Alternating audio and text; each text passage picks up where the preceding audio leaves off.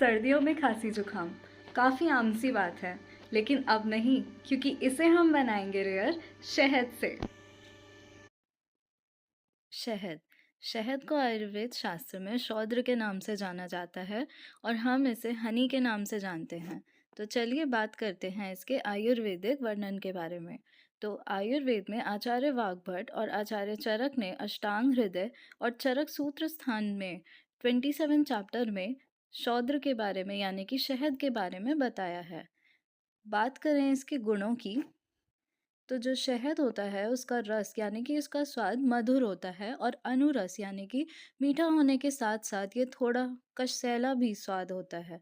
इसके गुणों की बात करें तो ये हल्का होता है यानी कि ईज़िली डाइजेस्ट हो जाता है। और विशद क्लैरिटी यानी कि हमारे शरीर में जो सूक्ष्म से सूक्ष्म स्रोतस होते हैं यानी कि छोटे से छोटे चैनल्स होते हैं उनको खोलने का काम, मतलब कि हर एक नाड़ी नसों में जो भी ऑब्स्ट्रक्शन होती है उसे दूर करने का काम करता है। साथ में ही शहद रुक्ष होता है, इसलिए इसको प्रोग्रेसिव कफ यानी कि बलगम वाली खांसी में भी यूज़ कर सकते हैं। बात करें इसके विपाक यानी कि आफ्टर टेस्ट की, तो ये भी मीठा ही होता है और इसकी तासीर शीत होती है। कुछ आचार्य इसे उष्ण भी बताते हैं, लेकिन क्योंकि शहद जो होता है वो पित्त को कम करने वाला और वात को बढ़ाने वाला होता है, इसलिए इसे शीत मानना ही, ठंडा मानना ही सही होगा। इसके अलावा शहद जो होता है वो हमारी जठराग्नि को बढ़ाने का काम करता है, यानी कि जिन्हें भूख नहीं लगती या खाना ठीक से पचता नहीं है, उनके लिए शहद का सेवन बहुत ही लाभदायक है। ये हमारे डाइजेस्टिव जूसेस को सिक्रीट कराने में मदद करेगा और पाचन तंत्र को मजबूत करने में मदद करता है। ये स्किन के कॉम्प्लेक्शन को इम्प्रूव करने में भी मदद करता है और स्किन को सॉफ्ट बनाने में भी हेल्प करता है। साथ ही साथ ये हमारे जो सूक्ष्म स्रोतस हैं शरीर के, उनको लेखन का काम करता है, यानी कि जैसे कि हमारे जो हार्ट की आर्टरीज होती हैं, जो हृदय की धमनी होती है, उनमें कफ आदि पदार्थ जो है, तेल, ये सब जम जाते हैं जिसकी वजह से एथेरोस्क्लेरोसिस और हार्ट अटैक, एंजाइना, ये सारी बीमारियां हो जाती हैं। तो उसको दूर करने में, उससे बचाव करने में भी शहद बहुत ही अच्छा माना जाता है और ये हृदय के लिए भी बहुत अच्छा होता है।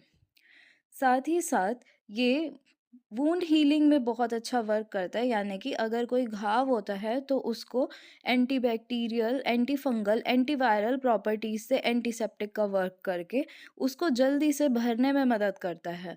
और अगर किसी को फ्रैक्चर हो जाता है, हड्डी टूट जाती है, तो उसको जल्दी ठीक करने में भी शहद का बहुत अच्छा रोल देखा गया है। इसके अलावा ये एक नेचुरल डिटॉक्सिंग एजेंट है। सुबह-सुबह गर्म पानी में शहद पीने का प्रचलन तो आजकल बहुत है, लेकिन क्या आपको पता है कि शहद को गर्म पानी में नहीं बल्कि ठंडे पानी में पीना चाहिए? इससे हमारी बॉडी नेचुरली डिटॉक्स हो जाती है और ये आईज के लिए बहुत अच्छा है, इसे चक्षुष्य बोला गया है। और आचार्य वाग्भट कहते हैं कि रात को त्रिफला के साथ अगर हम शहद का रोज सेवन करते हैं तो इससे आंखों की रोशनी भी बढ़ती है। ये मेदोहर है, यानी कि जिनका भी वेट बहुत ज़्यादा बढ़ता है और जिनको अपना वजन कम करना हो, उन्हें शहद को ठंडे पानी में मिला के ज़रूर पीना चाहिए।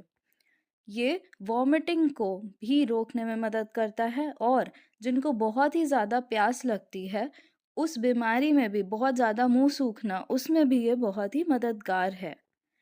साथ में आजकल जो हम रोज़ ही विष का सेवन कर रहे हैं, जैसे कि हर्बिसाइड्स, पेस्टिसाइड्स, इंसेक्टिसाइड्स, जो कि हमारे फल और सब्जियों में मिल रहे हैं, उनसे लड़ने के लिए हमें शक्ति भी शहद से मिल सकती है।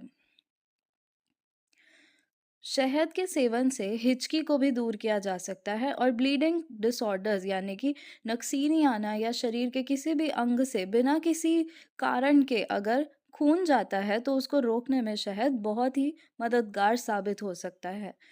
डायबिटीज़ के पेशेंट में भी शहद का यूज़ करना अच्छा होगा और यूरिनरी ट्रैक से रिलेटेड कोई भी इन्फेक्शन या फिर स्टोन्स, किडनी स्टोन्स को दूर करने में भी शहद का बहुत अच्छा प्रयोग किया जा सकता है। स्किन की कोई भी डिज़ीज़ हो, कोई भी त्वचा संबंधित रोग हो, उसे दूर करने में शहद बहुत ही कारगर है।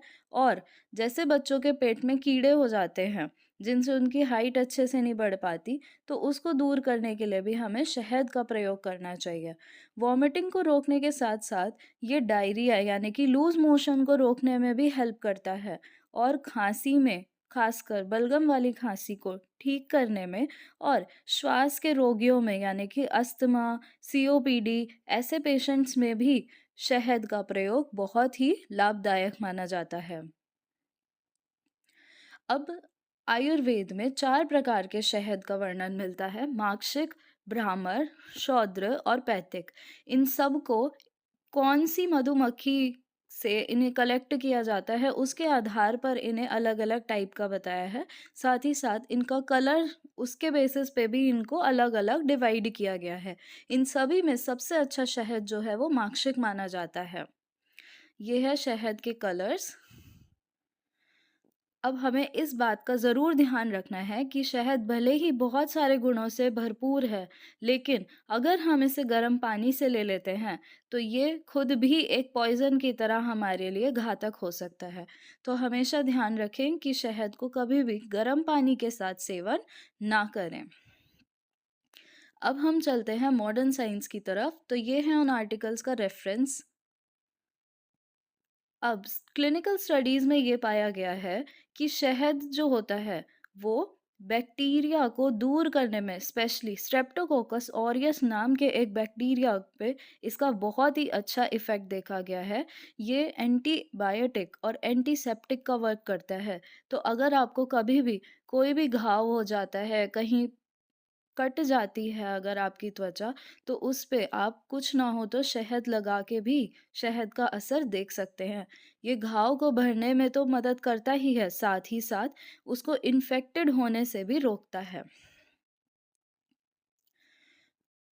मॉडर्न साइंस की बात करें तो मॉडर्न साइंस में मानुका नाम के शहद को सबसे अच्छा बताया गया है, क्योंकि ये टीएनएफ अल्फा नाम के एक पदार्थ को बनाने में मदद करता है, जिससे हमारी इम्यूनिटी मजबूत बनती है और जो घाव हैं वो जल्दी भर पाते हैं, और इसी वजह से शहद को इम्यूनोमॉड्यूलेटरी भी माना गया है।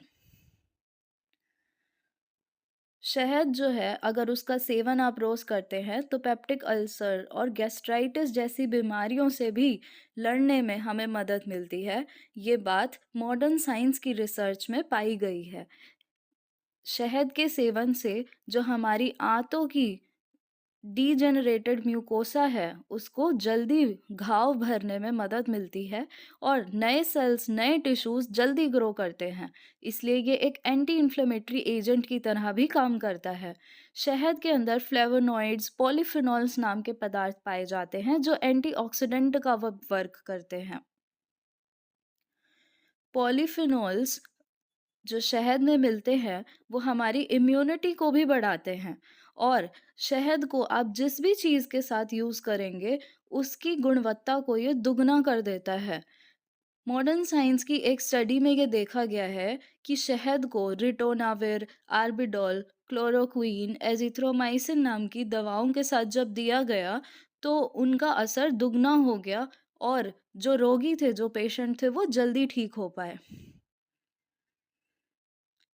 अब बात करें कि शहद में क्या-क्या मिलता है, तो सबसे ज़्यादा शहद में कार्बोहाइड्रेट्स मिलते हैं। कार्बोहाइड्रेट के अलग-अलग टाइप, जैसे कि ओलिगोसैकेराइड्स, पॉलीसैकेराइड्स और अल्कलॉइड्स, ग्लाइकोसाइड्स भी इसके अंदर मिलते हैं। फ्लेवोनॉइड्स, पॉलीफिनॉल्स नाम के पदार्थ, एंथ्राक्विनोन भी इसमें पाए जाते हैं, और मोनोसैकेराइड से लेके पॉलीसैकेराइड, डाइसैकेराइड, ये सारे कार्बोहाइड्रेट हमें शहद में भरपूर मात्रा में मिलते हैं। 95 से 97% शहद में कार्बोहाइड्रेट ही मिलता है। लेकिन शहद में सिर्फ कार्बोहाइड्रेट ही नहीं मिलता, इसमें ऑर्गेनिक एसिड्स भी होते हैं, जिसकी वजह से जो शहद है वो थोड़ा-सा एसिडिक नेचर का होता है, और शहद के अंदर सारे के सारे 9 महत्वपूर्ण अमीनो एसिड जो कि प्रोटीन होते हैं, वो मिलते हैं। यानी कि हनी जो शहद है, वो प्रोटीन का भी एक बहुत ही अच्छा सोर्स है। इसके साथ-साथ शहद के अंदर 31 मिनरल्स पाए जाते हैं और सारे ही water soluble vitamin specially vitamin C इसमें अच्छे से पाया जाता है। इसमें एंजाइम्स भी मिलते हैं जिसकी वजह से शहद का काम इतना अच्छा हमारी बॉडी पे मिलता है। हालाँकि आजकल शहद जो है वो मिलावटी भी मिलने लगा है और पॉल्यूशन की वजह से लेड, कैडमियम और आर्सेनिक नाम के पदार्थ भी हमें शहद में मिलते हैं। तो इसीलिए शहद हमेशा वही लें जो भरोसेमंद हो, जो आपने अपनी आँखों के सामने देखा हो या फिर आप गाँव से लेकर आए हों। तो ये जानकारी थी शहद के बारे में। आप शहद को कैसे यूज़ करते हैं? कमेंट सेक्शन में ज़रूर बताएँ और ऐसी ही महत्वपूर्ण जानकारी को अपने दोस्तों और परिवारजनों के साथ ज़रूर साझा करें। धन्यवाद।